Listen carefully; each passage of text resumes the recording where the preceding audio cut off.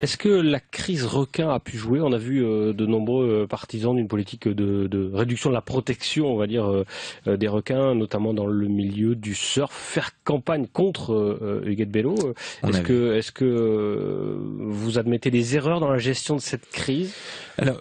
moi, ce que je voudrais me dire là-dessus, c'est que on voit encore une fois qu'on est sur le règne de la rumeur. Et moi, je prends sur moi-même là-dessus parce que je me dis que quand il y a des rumeurs qui disent Jean Paldinger préfère la vie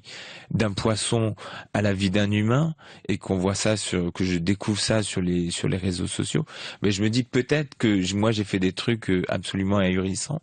pour qu'on puisse arriver à faire en sorte que des gens croient de telles rumeurs. Si on regarde tout ce que j'ai pu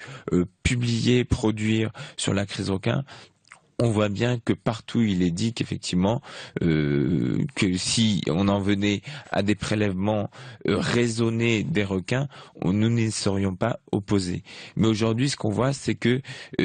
la campagne s'est construite dans une campagne de rumeurs.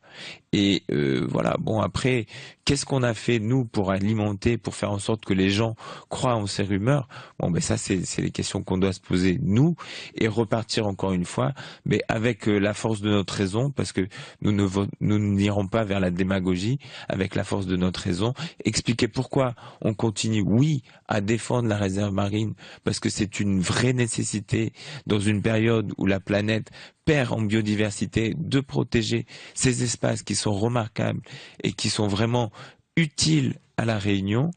et